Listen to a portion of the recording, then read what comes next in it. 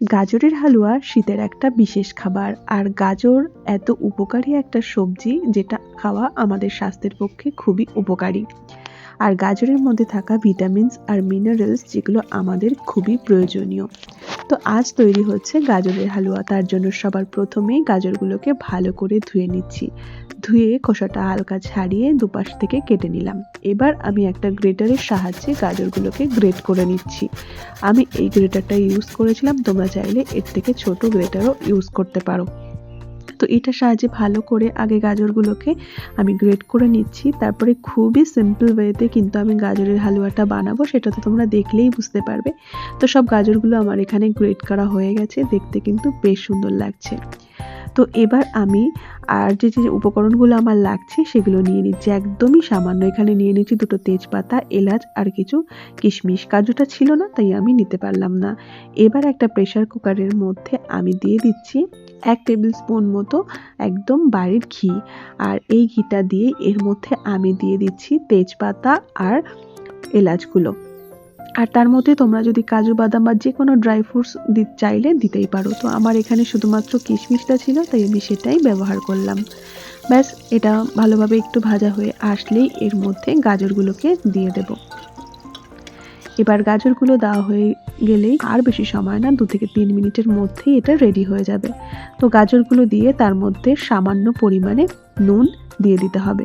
নুনটা দিয়ে ভালোভাবে একটু মিশিয়ে দিয়ে একদম কম পরিমাণ জল, এরকম নয় যে পুরো গাজরটার ওপরে জল চলে আসবে এতটা পরিমাণ জল, সেরকম নয়। তোমরা দেখলেই বুঝতে পারবে আমি এখানে 1.5 কাপ পরিমাণ জল ব্যবহার করেছিলাম।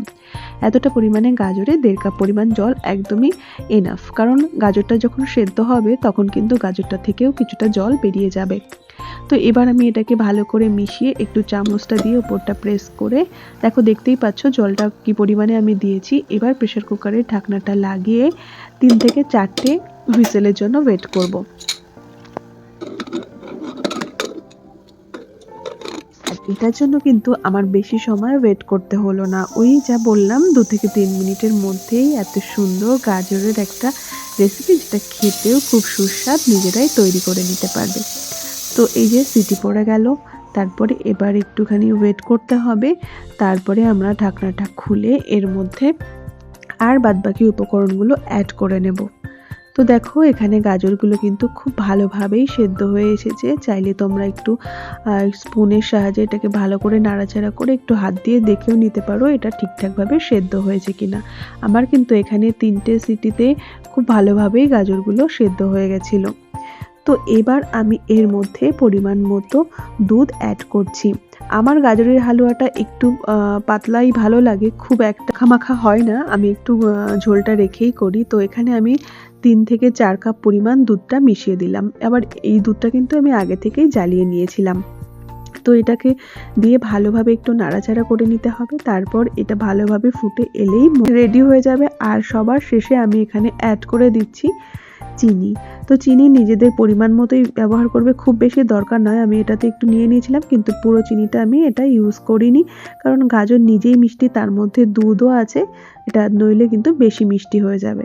তো এবারে এটা ফুটে এসেছে, আমি ওপর থেকে হালকা একটু বাটার দিয়ে দেব, ব্যাস। তারপরে কিন্তু এটা খাওয়ার জন্য পুরোপুরি রেডি হয়ে যাবে।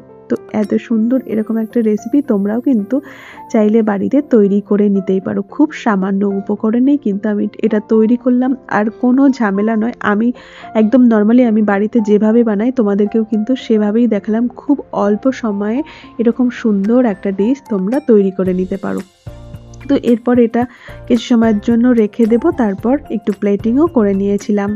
তো বাবার অনেক দিনের ইচ্ছা হচ্ছিল যে একটু গাজরের হালুয়া খাবে, তাই আজ বাবার জন্য স্পেশালি এটা তৈরি করা।